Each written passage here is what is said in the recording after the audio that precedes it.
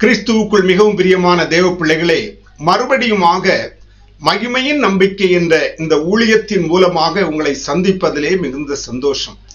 இன்றைய நாளிலும் பைபிளும் குறளும் ஒப்பாய்வு என்கிற தலைப்பின் கீழ் ஒரு குறளை எடுத்து நாம் ஒப்பாய்வு செய்ய இருக்கிறோம். இன்றைக்கு நாம் ஒப்பாய்வு செய்ய இருக்கிற குறள் அதிகாரம் 7, குறள் 68. தம்மின் தம் மக்கள் அறிவுடைமை மாநிலத்து மண்ணுயிர்க்கெல்லாம் இனிது. தம்மின் தம் மக்கள் அறிவுடைமை மாநிலத்து மண்ணுயிர்க்கெல்லாம் இனிது. தம்மின் தம்மை விட தம் மக்கள் தமது மக்களின் அறிவுடைமை அறவழியை அறிந்து கொண்டிருத்தல் மாநிலத்து பரந்து விரிந்த இந்த உலகத்து மண்ணுயிர்க்கு மனித உயிர்க்கெல்லாம் இனிது, இன்பமானது. இந்த குறளுடைய பொருள் என்னவென்றால், அறவழியாகிய இரட்சிப்பின் வழியை அறிந்து அதில் வாழ்ந்து கொண்டிருக்கும் பெற்றோரை விட அந்த அறவழியை அறிந்து கொள்ளும் பிள்ளைகளின் அறிவுடைமை பரந்து விரிந்த இந்த உலகத்தில் வாழும் மனித உயிர்க்கெல்லாம் இனிமையை கொண்டு வரும். இந்த குறள் சம்பந்தப்பட்ட ஒரு சில வசனங்களை நாம் பார்க்கலாம். கொலோசேருக்கு எழுதின நிருபம் 1ஆம் அதிகாரம் 6வது வசனம். அந்த நம்பிக்கையை குறித்து நீங்கள் முன்னமே சத்திய வசனமாகிய சுவிசேஷத்தினாலே கேள்விப்பட்டீர்கள். அந்த சுவிசேஷம் உலகமெங்கும் பரம்பி பலன் தருகிறது போல உங்களிடத்திலும் வந்து நீங்கள் அதை கேட்டு தேவ கிருபையை சத்தியத்தின்படி அறிந்து கொண்ட நாள் முதல் அது உங்களுக்குள்ளும் பலன் தருகிறதா இருக்கிறது. சுவிசேஷம் உலகமெங்கும் பரம்பி பலன் தருகிறது என்று எழுதப்பட்டிருக்கிறது. 2 தெசலோனிக்கேயர் 3ஆம் அதிகாரம் 1ஆம் வசனம். கடைசியாக சகோதரரே, உங்களிடத்தில் கர்த்தருடைய வசனம் பரம்பி மகிமைப்படுகிறது போல எவ்விடத்திலும் பரம்பி மகிமைப்படும்படிக்கு. கர்த்தருடைய வசனம் எவ்விடத்திலும் உலகம் முழுவதும் பரம்பி மகிமைப்பட வேண்டும் என்று தேவன் விரும்புகிறார். அப்போஸ்தலர் நடவடிக்கைகள் 1ஆம் அதிகாரம் 8ஆம் வசனத்திலே, பரிசுத்த ஆவி உங்களிடத்தில் வரும்போது நீங்கள் பலன் அடைந்து எருசலேமிலும் யூதேயா முழுவதிலும் சமாரியாவிலும் பூமியின் கடைசி பரியந்தமும் எனக்கு சாட்சிகளாய் இருப்பீர்கள்.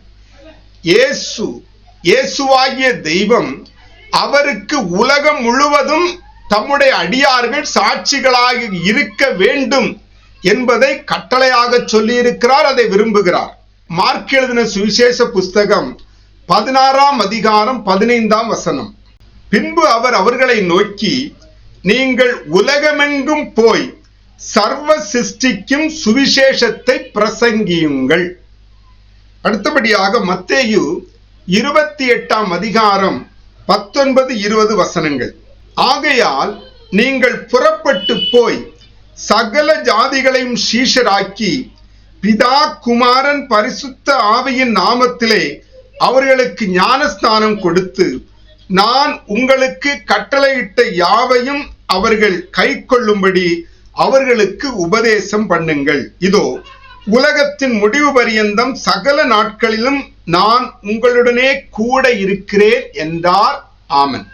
இந்த வசனங்களிலே நாம் பார்க்கும்போது தேவனுடைய விருப்பம் தமது ஜனங்கள், தம்மால் சிருஷிக்கப்பட்ட ஜனங்கள் தம்மை அறிகிற அறிவை அடைய வேண்டும் என்று விரும்புகிறார். ஓசியா தீர்க்கதரிசியின் புஸ்தகம் 6ஆம் அதிகாரம் 6ஆம் வசனத்திலே, பலியை அல்ல இரக்கத்தையும் தகன பலிகளை பார்க்கிலும் தேவனை அறிகிற அறிவையும் நான் விரும்புகிறேன் என்று எழுதப்பட்டிருக்கிறது. யோவான் 17:3 ஒன்றான மெய் தேவனாகிய உம்மையும் நீர் அனுப்பினவராகிய இயேசு கிறிஸ்துவையும் அறிவதே நித்திய ஜீவன் என்று எழுதப்பட்டிருக்கிறது. இவ்விதமாக தேவனை அறிகிற அறிவின் மேன்மை. பரிசுத்த பவுல் அநேக இடங்களிலே இயேசு கிறிஸ்துவை அறிகிற அறிவின் மேன்மைக்காக இப்படி எழுதுவதை நாம் பார்க்கலாம். அதே போல இயேசு தம்மை பற்றுகிற அறிவினாலே அநேகரை நீதிமான்கள் ஆக்குவார் என்று ஏசாயா தீர்க்கதரிசியின் புஸ்தகம் 53ஆம் அதிகாரத்திலே 11ஆம் வசனத்திலே சொல்லுகிறார். என் தாசனாகிய நீதிபரர் தம்மை பற்றும் அறிவினாலே அநேகரை நீதிமான்களாக்குவார். இப்படி தேவனை அறிகிற அறிவை தம்மால் சிருஷ்டிக்கப்பட்ட ஜனங்கள் கொண்டிருக்க வேண்டும் என்பதை தேவன் விரும்புகிறார். அப்படி அவரை பற்றி அறிந்து அவருக்கு சாட்சியாக அவருடைய வசனம் உலகமெங்கும் சர்வ சிருஷ்டிக்கும் அறிவிக்கப்பட வேண்டும். நாம் தேவனை அறிகிற அறிவை அடைவது மாத்திரமல்ல, அந்த தேவனை அறிந்த பின்பு அவருடைய வசனம், அவரால் சொல்லப்பட்ட அந்த பரிசுத்த வசனம் சகல ஜனங்களுக்கும் உலகத்தின் கடைசி பரியந்தமும் சாட்சியாக அறிவிக்கப்பட வேண்டும். இவ்விதமாக தேவ வசனம் உலகமெங்கும் பரம்பி மகிமைப்பட வேண்டும். இதனாலே மனித உயிர்க்கெல்லாம் சந்தோஷமும் சமாதானமும் தேவ நீதியையும் கொண்டு வருகிற காரியத்தை நாம் செய்ய வேண்டும் என்பதை கர்த்தருடைய வசனம் நமக்கு சொல்லுகிறது. ரோமர் 14:17 தேவனுடைய ராஜ்யமானது புசிப்பும் குடிப்பும் அல்ல, அது நீதியும் சமாதானமும் பரிசுத்த ஆவியினால் வரும் சந்தோஷமுமாய் இருக்கிறது என்று எழுதப்பட்டிருக்கிறது.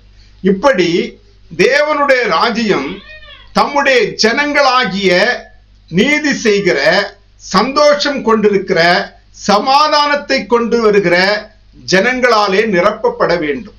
அதற்காக தேவனை அறிந்து கொண்டிருக்கிற ஜனங்கள் உலகமெங்கும் சர்வ சிருஷ்டிக்கும் கர்த்தருடைய சுவிசேஷத்தை கொண்டு செல்ல வேண்டும். தேவன் அதை விரும்புகிறார். சகல ஜனங்களும் தேவனை அறிகிற அறிவை அடைய வேண்டும் என்பதை விரும்புகிறார். இதைத்தான் உலகத்தின் அனைத்து மனிதர்களுக்கும் இனிமையானது. ஒரு பெற்றோர், ஒரு தகப்பன் பரிசுத்த வழியை, அறவழியை அறிவது மாத்திரமல்ல, அவனுடைய பிள்ளைகள் அந்த அறிவை, அந்த அறவழியை, அந்த ரட்சிப்பின் வழியை, அந்த பரிசுத்த வழியை அறிந்து கொண்டார்கள் என்றால் அது உலகத்தில் உள்ள சகல மனிதர்களுக்கும் இனிமையை, நன்மையை கொண்டு வரும் என்பதை இந்த கர்த்தருடைய வசனமும் சொல்லுகிறது. இந்த குறளும் அதை வெளிப்படுத்துகிறது. இதை கேட்டுக்கொண்டிருக்கிற யாவரையும் கர்த்தர் ஆசீர்வதிப்பாராக. தேவனுக்கு மகிமை உண்டாவதாக.